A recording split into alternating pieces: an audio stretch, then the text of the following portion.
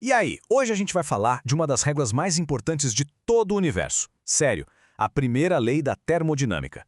Parece um nome complicado, né?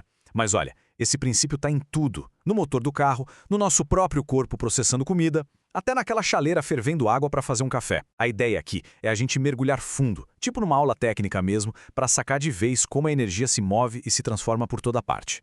Então, o nosso roteiro é o seguinte: a gente começa com o princípio básico, o energia não se perde. Depois, a gente vê a fórmula que coloca isso no papel. Aí, vamos dar uma olhada bem de perto no mundo microscópico, para entender o que é energia interna. E, para fechar, vamos ver tudo isso na prática com os gases.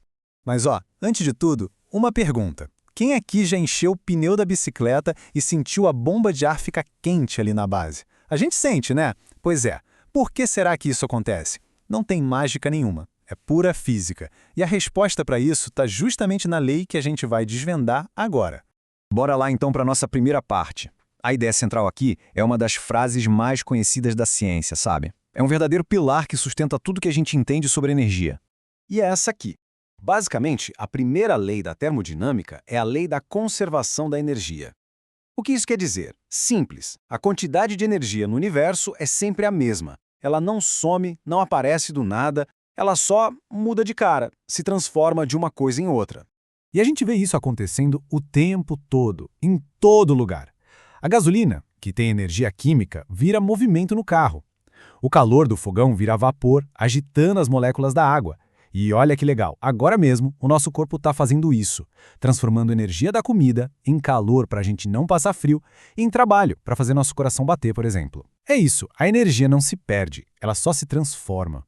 Ok, então o princípio a gente já entendeu, mas como é que cientistas e engenheiros fazem para rastrear essa energia toda? Bom, eles usam uma ferramenta matemática.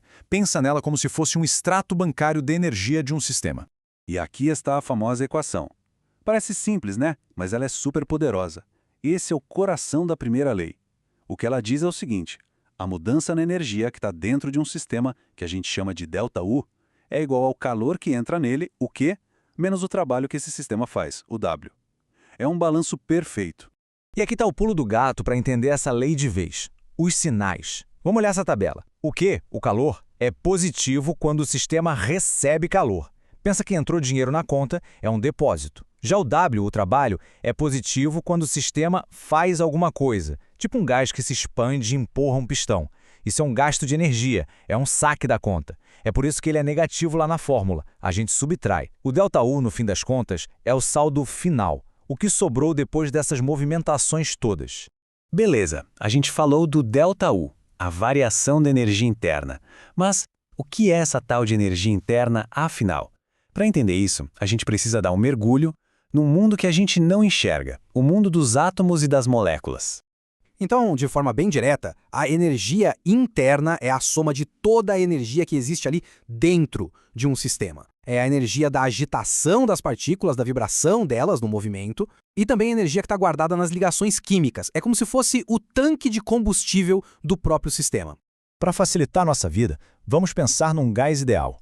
É um modelo teórico, onde as partículas são tão independentes que nem interagem umas com as outras. Num caso desses, a energia interna é basicamente a energia do movimento dessas partículas. E o que é que mede o grau de agitação das partículas? A temperatura. Então, a gente pode fazer uma ligação direta. Para um gás ideal, energia interna e temperatura andam de mãos dadas. Aumentou a temperatura, aumentou a energia interna. E essa imagem aqui mostra isso de um jeito bem claro. Olha só. Temperatura baixa, as partículas estão ali mais lentinhas, tranquilas. Energia interna baixa.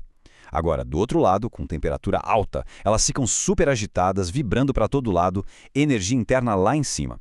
É uma relação bem direta, né? Bem fácil de visualizar. Bom, agora vamos para a nossa última parte.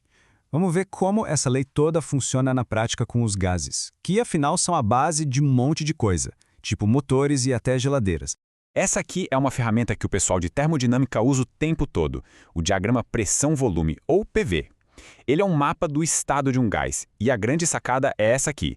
Quando um gás se expande, ou seja, vai de um volume menor para o maior, a área que fica embaixo da linha do processo nesse gráfico é exatamente igual ao trabalho que o gás fez. É uma forma visual de calcular o trabalho. E com base nisso, a gente tem 4 transformações principais. Olha só na tabela. A isocórica, volume não muda. Se o volume não muda, não tem trabalho. Todo o calor que entra vira energia interna. Simples assim. A isobárica, pressão constante. Aqui, o calor que entra faz duas coisas. Uma parte vira energia interna e a outra parte vira trabalho. A isotérmica, temperatura constante. Se a temperatura não muda, a energia interna também não. Então, todo o calor que entra sai na forma de trabalho. E por último, a adiabática. Aqui não tem troca de calor. Se o sistema precisa fazer trabalho, ele tira energia de dentro dele mesmo, da energia interna. E onde a gente vê isso no dia a dia? Pensa comigo. Aquecer o gás dentro de um botijão, que é rígido, o volume não muda, então é isocórico. Ferver a água numa panela com a tampa meio solta que pode subir, a pressão ali é constante, então é isobárico. Comprimir o ar numa seringa bem devagar, dando tempo para o calor sair, isso é isotérmico. E o estouro de um pneu, aquela expansão super rápida do ar, é tão rápido que não dá tempo de trocar calor. É o exemplo perfeito de um processo adiabático. E aqui vem uma consequência muito legal disso tudo. Vamos voltar para o processo adiabático. Imagina, o gás se expande muito rápido e faz trabalho, empurrando o que tiver na frente. Mas de onde ele tirou energia para fazer esse trabalho se não deu tempo de pegar calor de fora? Ele tira de si mesmo, ele usa a própria energia interna.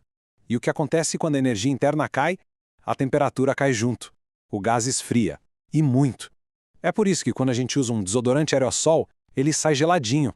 Então, para a gente fechar e guardar as ideias principais. Primeiro, a lei é universal. Energia não some, só muda de tipo. Segundo, a fórmula ΔU igual a Q menos W é o nosso extrato bancário da energia. E terceiro, energia interna, especialmente num gás, está super ligada à temperatura. E para terminar, vou deixar uma pulga atrás da orelha. Pensa bem, se a energia se conserva, se ela nunca é destruída, por que a gente não consegue construir uma máquina de movimento perpétuo que funcione para sempre, sem precisar de combustível? A primeira lei, em tese, não proíbe isso. Acontece que tem outra regra no jogo, a segunda lei da termodinâmica. Ela fala sobre a qualidade da energia. E para qual lado ela gosta de ir? Mas isso já é papo para outra conversa. Valeu!